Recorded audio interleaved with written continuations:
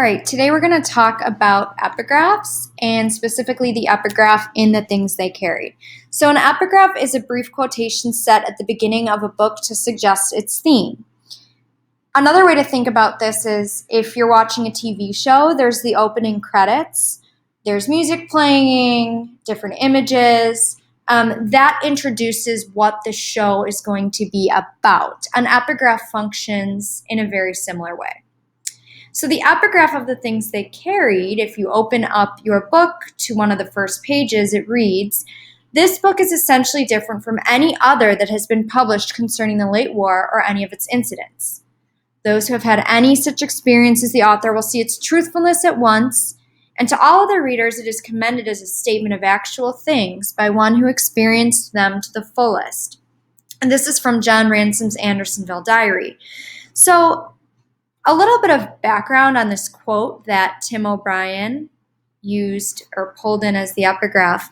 John Ransom was actually a soldier during the American Civil War, and he was a Union prisoner in the infamous Confederate prison at Andersonville, Georgia.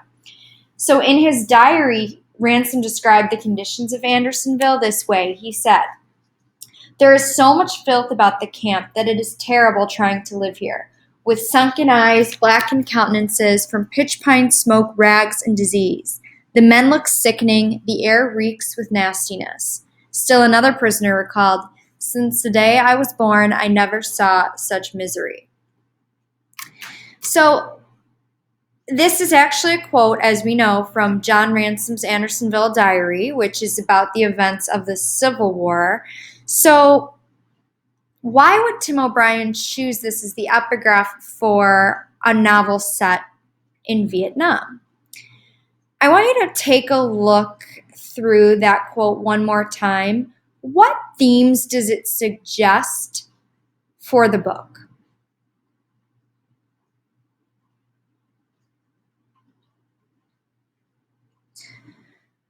So I think if we look at what just a large chunk of this addresses is those who have had such experience will see truthfulness, and then to everybody else, it's a statement of actual things. So to me, it looks like, well, the book's going to be true, or it's going to be about truth, right? That truth is going to be a theme that emerges. If we go to the next slide, however, we'll see from the copyright notes that this is a work of fiction. Except for a few details regarding the author's own life, all of the incidents, names, and characters are imaginary. So that brings us to the question, how can a book be true if it isn't actually true? So the epigraph is about truthfulness, but the book is a work of fiction. So we're going to explore that in the next few minutes here. If you are upset that the novel isn't really true, consider the following. For O'Brien, truth exists as a process, as an act of remembering and telling. Truth and reality are inseparable from their imaginative reconstruction. O'Brien himself states, "We use our imaginations to deal with situations around us, not just to cope with them psychologically, but more importantly, to deal with them philosophically and morally. It is the significance we ascribe to stories, the meaning with which we imbue them, that makes them true." So what does this mean for us? If we look at truth and the relationship between what actually happened and the stories we tell, humans a lot of times don't actually remember what happens. Humans remember a story about what happens.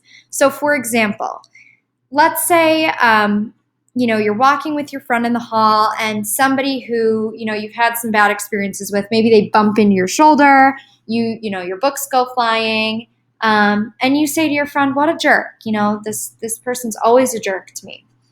You have a story that person is a jerk. That doesn't mean that is objectively what happened or the happening truth. The happening truth is that person's shoulder touched yours and pushed you back a little bit, right? But you imbue that event with meaning, right? As humans, we imbue what happened with meaning, and we have a story then about what happened. So that being said, you shouldn't get caught up in the truth of the events of the novel. You should focus on how those events make you feel, which is the human story, right? The meaning we imbue events with. So here's an image, and I'm going to just kind of summarize what we talked about. There's what happened, right? The event that happened. And then there's the story of what happened, which is what happened plus the meaning that we add to it as humans. As humans, we collapse these, right? It's really, really hard to look at things objectively without our memory, without the background we're bringing, right? Past experiences. So we are constantly adding meaning to the little events that happen or the big events that happen in our lives. So a few things for you to think about moving forward. Consider, what is the definition of truth then, right? It changes a little bit.